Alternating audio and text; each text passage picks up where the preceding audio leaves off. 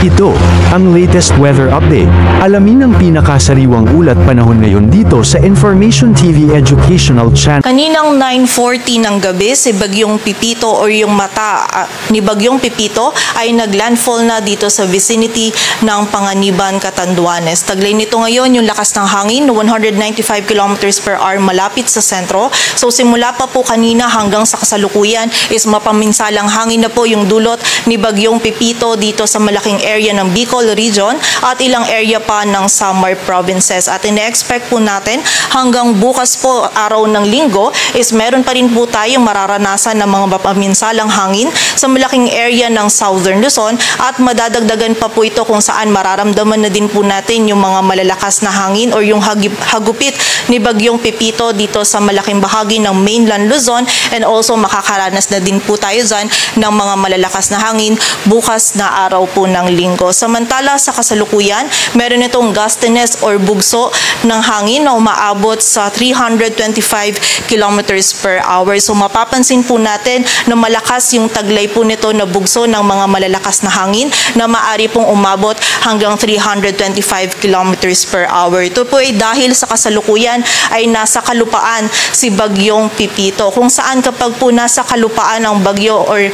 tuwing nasa kalupaan po is mas malakas po yung dulot na bugso ng malalakas na hangin due to frictional effect. So for example po, kapag nasa karagatan pa lamang is smooth po yung pag-flow ng hangin. Ngunit kapag nasa kalupaan na po, due to frictional effects or kung saan meron tayong mga nakaharang or obstructions, ang tendency po, for example, sa obstruction po nito, sa likod nito or sa windward side is naiipon po yung mga malalakas na hangin, and then isahan po siyang kumakawala, kung saan ang tendency kapag ganun po is mas malalakas po yung hangin na lumalabas dahil ito nga po yung naipon sa likod po ng mga obstruction. So kaya po nakikita natin na habang nasa kalupaan si Bagyong Pipito is yung gustiness niya po is maaaring umabot hanggang 325 kilometers per hour. Ngunit paglilinaw lamang din po,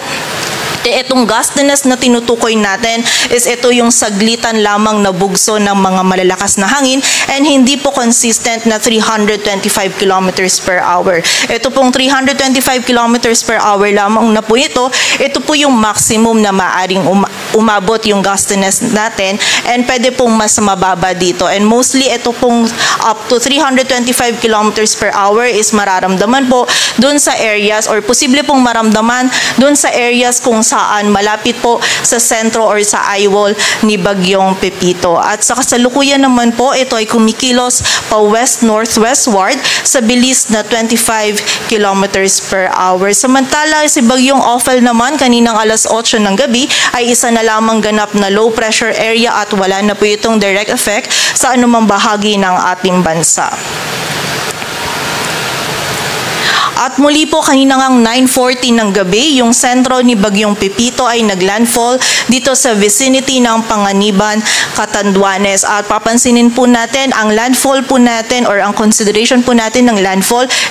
is kung kailan po tumama yung sentro or mata ng bagyo sa kalupaan. So mapapansin po natin dito, bago pa man po tumama yung sentro nito ni Bagyong Pipito sa kalupaan, is hagip na po ng mga rain bands nito or mas una na pong nakaranas ng mga malalakas na hangin and also ng mga malalakas na pagulan yung area po ng Bicol Region at ilang areas pa ng Samar Provinces. At ayon nga po dito sa ating latest forecast track analysis ni Bagyong Pipito, ngayong gabi hanggang bukas ng early morning, patuloy po itong kikilos pa west-northwestward at babaybayin nito itong hilaga po ng Camarines Provinces. Dito po siya sa may karagatan sa hilaga ng Camarines Provinces, and then by tomorrow morning naman and noon, ito ay lalapit or posibleng maglandfall dito sa area ng Polillo Islands bago po ito tuluyang maglandfall either dito sa may northern Quezon or sa southern or central portion ng Aurora between tomorrow noon naman or afternoon. So papansinin po natin dito sa ating forecast track, etong circle po natin, yung red circle natin, kung saan nandito po yung sentro ng bagyo, but itong areas within this red circle is makakaranas na po ito nung mga pinakamalalakas na hangin na dulot ni Bagyong Pepito. Samantala, ito namang areas natin over yellow circle is hagip na din po ito nung mga malalakas na hangin na dulot ni Bagyong Pepito. So, i-take note lang po natin na kahit yung sentro po ni Bagyong Pepito, for example, is tumungo na po dito sa may area ng Polillo Islands or tahakin natin ito yung karagatan sa hilaga ng Camarines Provinces, is makakaranas na po or hagip na ng mga malalakas na hangin and also ng malalakas na pag-ulan itong malaking areas pa ng Southern Luzon and Central Luzon. Simula po yan bukas ng umaga. And also, nakikita nga natin, dito pa lang po is hagip na ng mga malalakas na hangin itong malaking area ng Southern Luzon and Central Luzon, kasama na po dyan yung Metro Manila. And then kapag naging mas malapit pa po si Bagyong Pepito or nagsimula na nitong tahakin itong mainland po ng Luzon, kung saan tomorrow afternoon po yan or evening is magiging malalakas pa po yung hangin and also yung mga pag-ulan na mararanasan po dito sa area ng mainland Luzon, bukas po yan sa araw ng Linggo. And nakikita natin, by tomorrow late evening naman or sa Monday early morning ay lalabas na po muli ito sa karagatan. Possible po dito sa may waters ng Pangasinan or La Union, and lalabas po ito ng ating area of responsibility by Monday morning or afternoon. At sa kasalukuyan nga po, meron tayong nakataas na wind signal number 5 sa area ng Catanduanes at sa northeastern portion ng Camarines Sur. Samantala, wind signal number 4 naman sa northeastern portion ng Albay and the eastern portion ng Camarines Sur, Camarines Norte at maging sa bahagi din ng Polillo Island. Samantala, wind signal number 3 sa northern portion ng Sorsogon, rest of Albay, rest of Camarines Sur, sa northeastern portion ng Quezon, sa eastern portion ng Laguna, eastern and central portions ng Rizal, sa bahagi ng Aurora, sa northern and eastern portions ng Bulacan, sa northeastern portion ng Pampanga, sa eastern portion ng Tarlac, Nueva Ecija, eastern portion ng Pangasinan, sa Nueva Vizcaya, Quirino, southernmost portion ng Isabela. Samantala, wind signal number 2 naman po sa rest of Sorsogon, Ticao Islands, Burias Island, Marinduque, rest of Quezon, rest of Laguna, rest of Rizal, Cavite, northern portion ng Batangas, Metro Manila, Bataan, Zambales, rest of Tarlac, rest of Pampanga and Bulacan, Kalinga, Abra, Mountain Province, Ifugao, Benguet, sa southern portion ng Apayao, Ilocos Sur, La Union, rest of Pangasinan, sa rest of Isabela, southwestern portion ng Cagayan, northern Samar, northern portion ng Samar, at sa northern portion ng eastern Samar. Samantala, yung wind signal number 1 naman po natin is nakataas sa rest of Masbate, Romblon, rest of Batangas, rest of mainland Cagayan, rest of Apayao, Ilocos Norte, northern and central portions ng Oriental Mindoro, northern and central portions ng Occidental Mindoro kasama na yung Lubang Islands, central portion ng Samar, central portion ng eastern Samar, Bilira, northern portion ng Leyte, northernmost portion ng Cebu kasama na yung Bantayan Islands, at sa northernmost portion ng Iloilo, kung saan yung mga areas na nabanggit po natin is matitinding hangin yung mararanasan po nila, malalakas hanggang sa matitinding hangin po yung mararanasan na dulot ni Bagyong Pepito. And also, i-take note lang po, din po natin na yung mga wind signals po natin is meron silang lead time. So, for example po, sa kasalukuyan, hindi pa po nakakaranas ng mga malalakas na hangin itong areas ng Central Luzon, ilang areas ng Southern Luzon, pati yung Metro Manila. Ito pong lead time na to is para po makapaghanda yung ating mga kababayan. But in-expect nga po natin sa patuloy po ng mga oras or simula po bukas habang mas nagiging palapit na po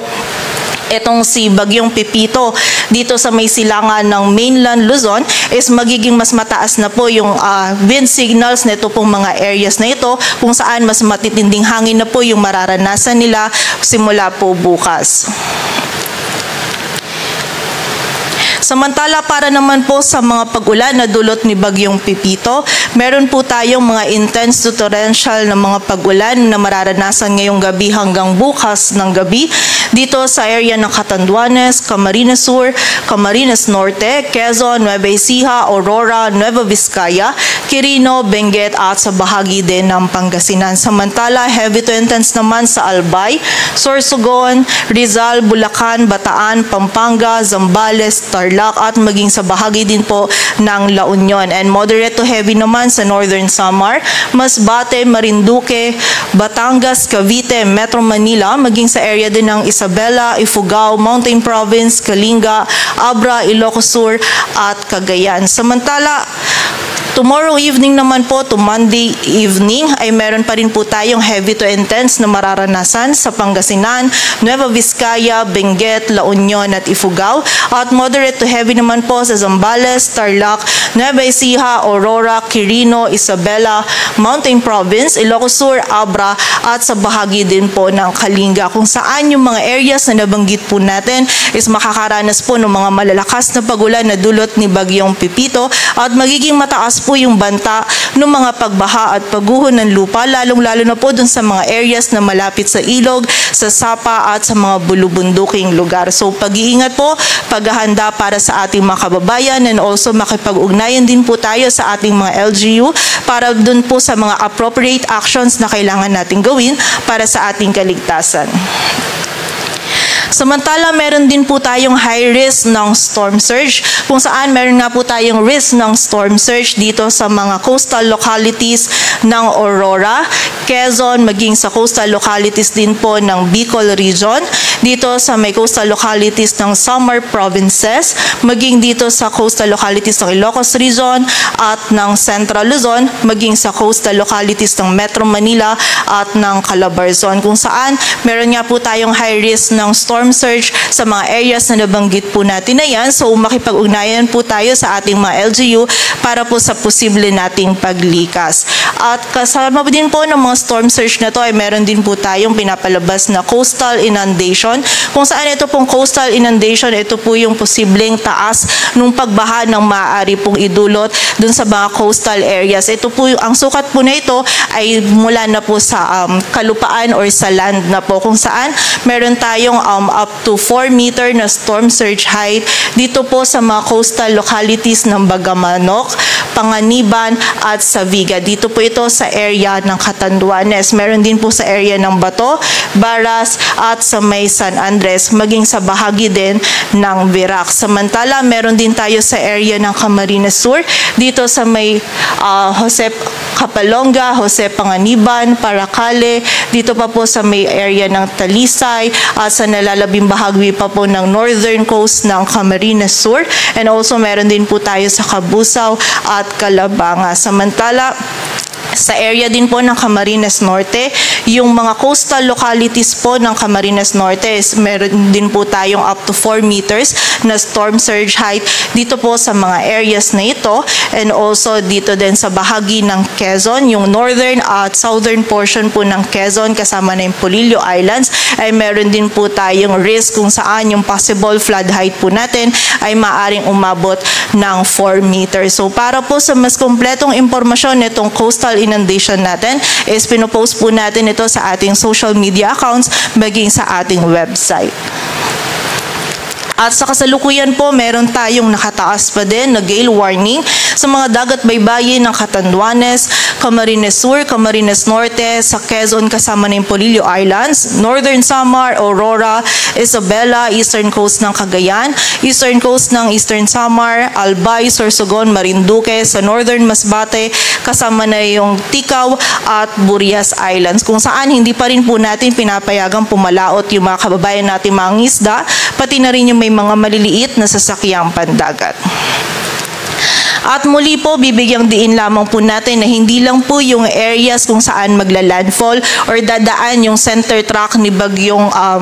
Pepito yung maaapektuhan, kung saan lahat po ng areas na nabanggit natin under wind signals, and also yung areas na apektado ng mga malalakas na pagulan, and ng storm surge. Lahat po yun is maaapektuhan ni Bagyong Pipito. And nakita nga po natin yung peak po ng effect ni Bagyong Pipito. Simula po kanina hanggang bukas is nararamdaman na po ito sa malaking area ng Bicol region and also sa area din po ng Samar provinces. Samantala bukas naman po araw ng Linggo, simula umaga po hanggang gabi is mas mararamdaman na po yung peak ng mga malalakas na hangin and also ng mga malalakas po na pag-ulan at yung risk din po ng storm surge sa malaking bahagi pa ng Southern Luzon, dito sa Metro Manila, maging sa area ng Central Luzon at sa southern portion pa ng Northern Luzon. So continuous monitoring po tayo and patuloy na magantabay pa rin sa ipapalabas na updates ng Pag-asa. And also, wag pa rin po natin kalilimutan makipag-ugnayan po para sa ating mga LGU or local DRRM offices para po dun sa mga aksyon na kailangan nating gawin para sa ating kaligtasan.